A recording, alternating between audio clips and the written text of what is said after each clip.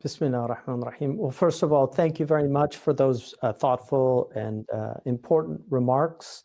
I think in reading your book, Shows About Nothing, you attempt to address, I think rather you address very well the crises of nihilism in popular culture.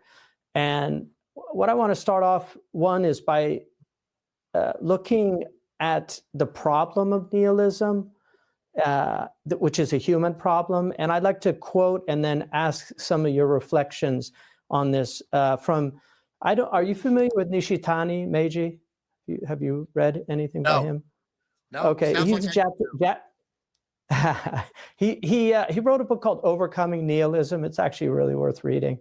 But anyway, he says, on the one hand, nihilism is a problem that transcends time and space and is rooted in the essence of human being, an existential problem in which the being of the self is revealed to the self itself as something groundless.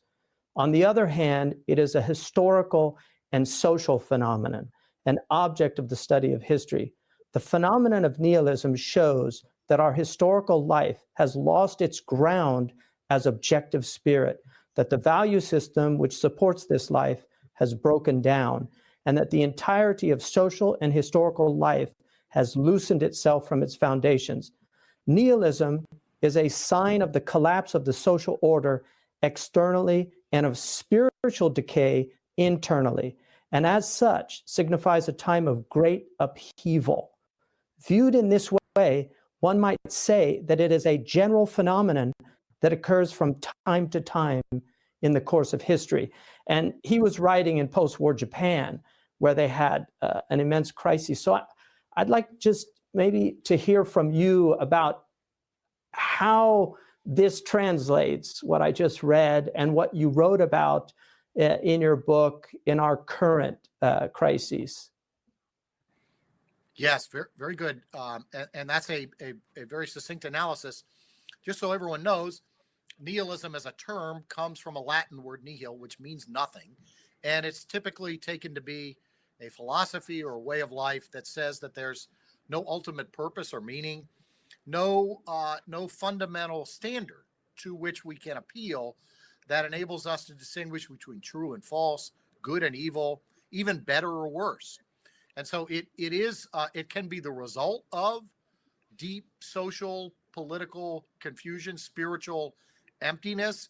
Obviously, when it's taught, particularly to young people, either as a philosophy or through the stories we tell, it can have a coarsening and indeed corrosive effect on the moral imagination of young people. And that's in part what I was worried about in the book, looking at examples from television and film. And I do think that we are in a time where nihilism threatens us in lots of ways. I think even in our positive quest for justice, we've had a lot of talk since early summer after George Floyd about issues of racial injustice and mistreatment by the legal system, by police and by courts and so forth. And beneath that, in its deep authenticity, is a great hunger for justice. But I think sometimes in our culture, when we talk about rights, when we talk about demands for justice, because we lack a consensus about what it means to be human, about what the foundations of justice are, whether they're in nature or in God, our discussions about these matters have an almost hysterical character to them that borders on the irrational and is always in danger of bordering on violence, because we lack a sense of the foundation of purpose. And so we're always sort of threatened by nihilism, whether we're aware of it or not. The one last thing I'd say about this is the first part of that comment from the scholar you were reading is that the sense of one's own nothingness in religious traditions, I speak here especially in the Christian religious tradition, that insight into one's nothingness is a possibility of opening up into seeing one's very existence as a gift of the Creator God. And so in the deep religious traditions of which we are a part, that sense of nothingness is always part of our sense of ourselves, because we are not self-creators, because we are not fully autonomous, because we are not sufficient unto ourselves.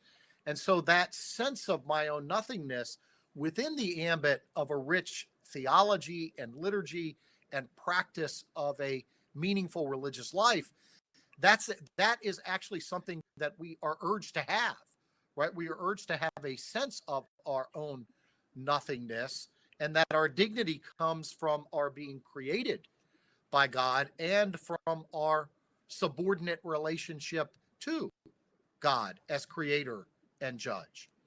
And so when you have the experience of nothingness apart from that theological framework, the risk is always that everything falls apart, right? That then it's just bare meaninglessness.